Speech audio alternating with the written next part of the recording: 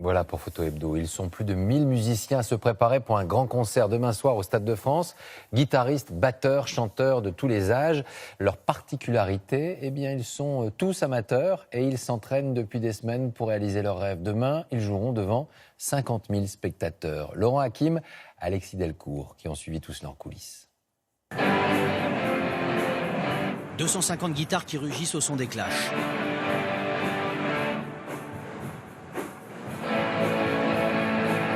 « 250 batteries qui martèlent du Led Zeppelin.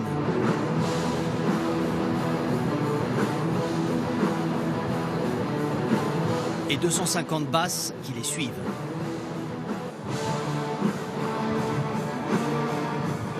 Bientôt rejoint par les 250 chanteurs, le plus grand groupe de rock du monde sera en ordre de marche. Prêt à reproduire l'exploit des 1000 rockers amateurs qui ont initié le concept en Italie.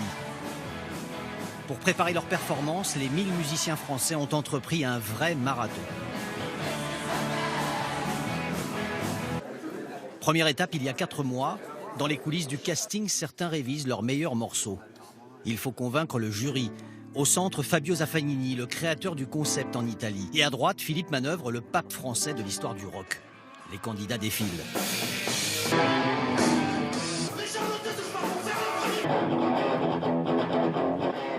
Et l'examen final, c'est le 29 au Stade de France, devant 50 000 personnes.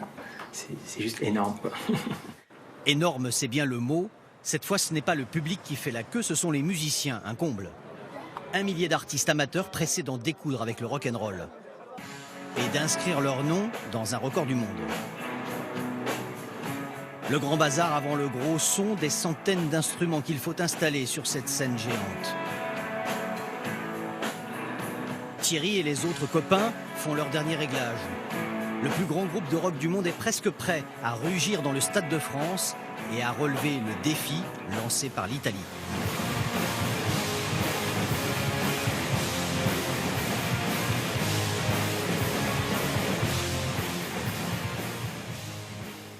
Soir de quart de finale de mondial pour l'équipe de